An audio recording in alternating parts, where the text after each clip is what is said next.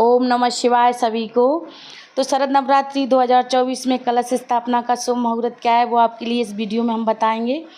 तो अक्टूबर को सुबह 6:15 बजे से लेकर 7:02 तक, इसके अलावा दिन में 11 बजे से लेकर दोपहर को 12 बजे तक भी हम कलश स्थापना कर सकते हैं। इसका शुभ मुहूर्त है और नवरात्रि की कलश स्थापना का बहुत महत्व रहता है, इसलिए हमें कलश स्थापना ज़रूर से करना चाहिए और वो हम आपके लिए बताएंगे। 2 तरीके से कलश स्थापना कर सकते हैं। पहले हमने अक्षत रख दिए हैं और फिर हम कलश रखेंगे। अक्षत रखने पर हम अष्टदल कमल बना लेंगे पहले, उसके बाद फिर हम कलश रखेंगे। कलश में 1 सुपारी और हल्दी की गांठ और 1 सिक्का डालना है, 2 लौंग डालना है, गंगा जल ज़रूर से डालें कलश में।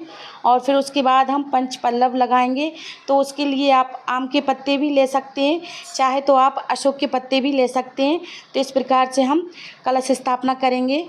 और कलश स्थापना के लिए हम जवारे बोते हैं, तो जवारे के साथ भी हम कलश स्थापना बो सकते हैं, तो वो भी हम आपके लिए इसी वीडियो में बताएंगे।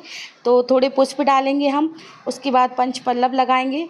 पंचपल्लव लगाने के बाद फिर हम नारियल को रखना है। नारियल हमें पानी वाला नारियल लेना है, तो पानी वाला नारियल ही लिया जाता है कलश स्थापना के लिए। तो हम पानी वाला नारियल लेंगे, हरा नारियल, और फिर उसके बाद हम कलश स्थापना करेंगे। तो हम सारी सामग्री इसी में डाल देंगे कलश में। और कलश स्थापना का शुभ मुहूर्त मैंने आपके लिए बता ही दिया है। और कलश स्थापना करते हैं तो हम इस समय दुर्गा सप्तमी का और दुर्गा चालीसा का पाठ भी कर सकते हैं, अगर आपके पास टाइम है तो। और अगर टाइम नहीं है तो आप कलश स्थापना 9 दिन अखंड ज्योत जरूर से जलाएं। तो इस प्रकार से आप कलश स्थापना करें। और देखिए, हम पंचपल्लव लगा देते हैं पहले, फिर उसके बाद हम नारियल लगाएंगे। नारियल मैंने आपके लिए बताया है, तो नारियल हमें पानी वाला ही लेना है। और फिर उसके बाद जवारे कैसे बोते हैं, तो जवारे के लिए मैं आपके लिए बताती हूँ।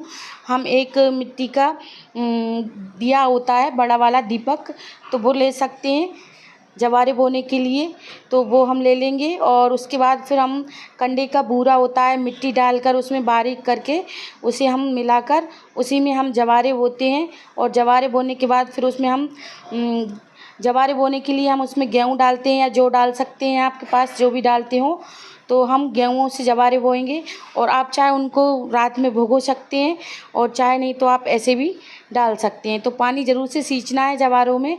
9 दिन तक हम जवारे बोएंगे, तो जवारों के लिए हमें पानी डेली 9 दिन तक हमें पानी ज़रूर से सींचना है, जब भी हमारे जवारे अच्छे से उगते हैं और अच्छे हरे भरे हो जाते हैं।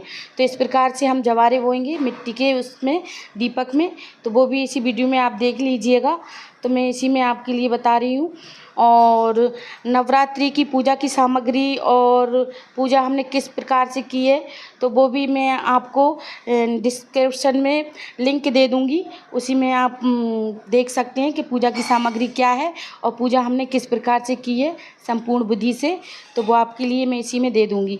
तो इस प्रकार से हमने जवारे बो दिए हैं और कलश स्थापना ऐसे करना है, मैंने आपके लिए बताया है, तो आप इसी प्रकार से करना। अगर आपको वीडियो ज़रा भी अच्छी लगी हो तो वीडियो को लाइक करना और चैनल को सब्सक्राइब करना ना भूलें, और कमेंट में जय माता की ज़रूर से लिखें।